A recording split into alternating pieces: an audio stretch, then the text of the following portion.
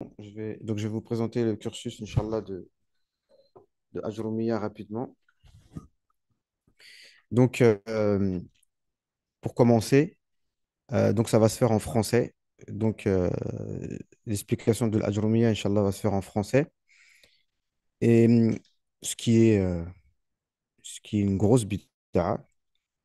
Mais bon, euh, comme vous savez, tous les cours que je fais et les cours que je fais en français, eh bien, c'est dans l'objectif principal de mettre les pieds à l'étrier justement avec la langue arabe.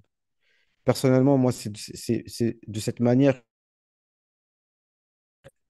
c'est en étant plongé en fait dans les textes en arabe, à commencer par le Coran et les hadiths du prophète alayhi salam, notamment Riyad Salihin, qu'on lisait quotidiennement à travers le Teblir.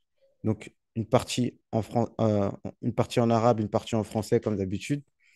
Et donc, pour celui qui est attentif, eh bien, normalement, une personne peut apprendre l'arabe de cette manière-là, en étant attentif. C'est ce que je dis toujours.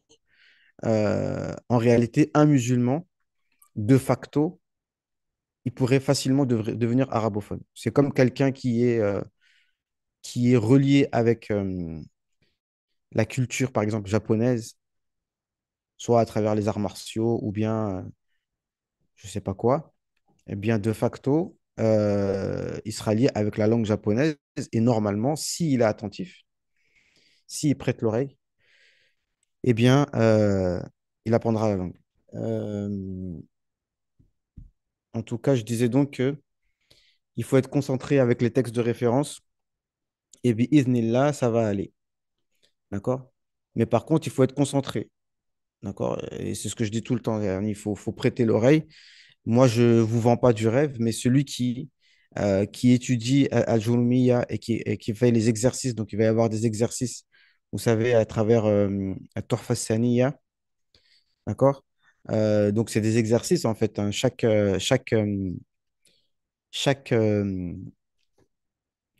chaque règle qu'on va étudier, enfin, le but en soi, bien évidemment, c'est pas d'étudier les règles de grammaire en tant que telles, parce que on sait bien que euh, dans un premier temps, apprendre les règles de grammaire, c'est pas le plus important.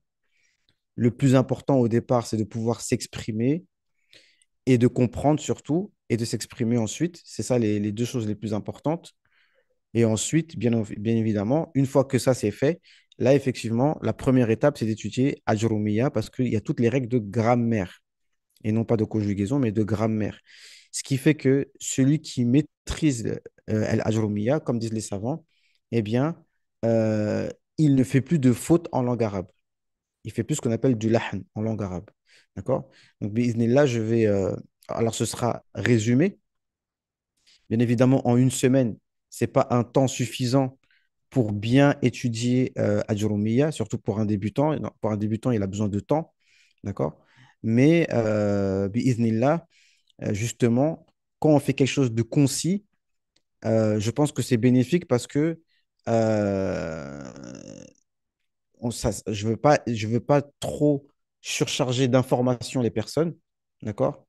Je vais pas trop charger d'informations, ce sera léger et c'est aussi le but de départ, d'accord? Parce que le Ajurumiyya en lui-même, le but c'est le texte, d'accord? Et le texte en lui-même, c'est pas compliqué, c'est les explications qui rajoutent des informations, d'accord? Donc on va rester sans rentrer dans trop de détails, mais si le texte est compris, ce sera déjà une très très très bonne chose. Mais le plus important, ce sont les exercices qui vont aller avec. Et ça, par contre, il faudra les faire. Donc chaque cours qu'on fait, va falloir faire 5 phrases, par exemple, avec telle règle, 6 phrases que tu devras inventer avec telle règle, et en arabe, bien évidemment. Et ben, celui qui fait ça, bi'idhnillah, il va travailler donc euh, il va travailler donc son expression écrite et donc orale. Et bi'idhnillah, donc, ce sera une chose très bénéfique. Donc, voilà, la Dora, elle est à 35 euros, ça dure une semaine.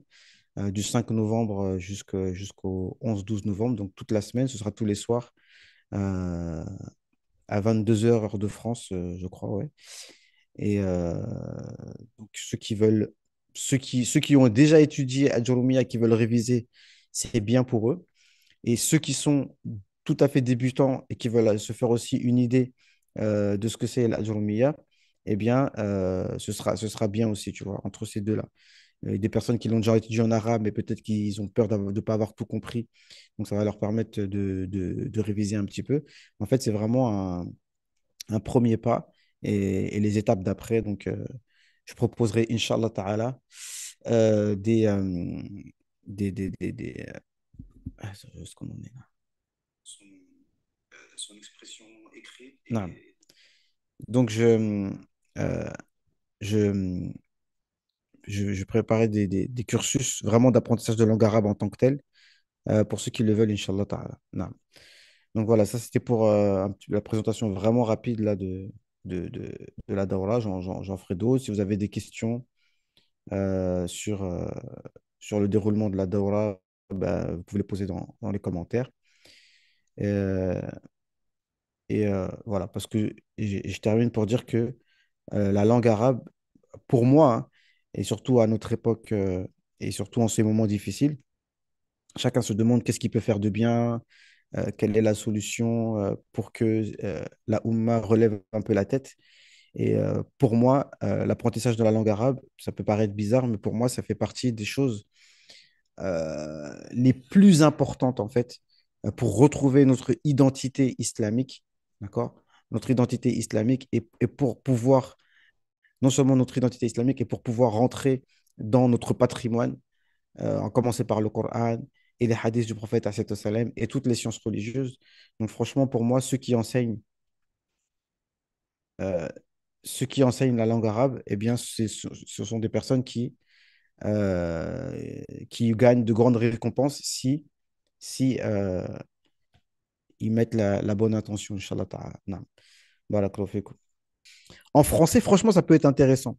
Parce que même si on dit qu'entre la grammaire française et la grammaire arabe, il n'y a pas de rapport, attention. Parce qu'en réalité, déjà, le mot grammaire, vous allez être choqué. Grammaire, le mot grammaire, vous savez d'où ça vient? Vous savez d'où ça vient? Ça vient de Ajroum. La Ajroumia qu'on va étudier, si tu prends justement le G, tu le fais comme les Égyptiens, Agorom, Agorom. Si tu mets le J, tu le mets comme un gars, Agoromia, Agoromi, Agrammaire, grammaire. Ah. Donc en vérité, et ce serait pas. Yani, on pourrait voir que beaucoup de règles de grammaire française pourraient être inspirées de la grammaire arabe, tu vois, même il y a des choses qui peuvent pas être comparables. Non. Mais en réalité, moi, le peu que j'ai analysé, j'ai vu qu'il y a quand même des choses qu'on peut comparer, en fait. Non.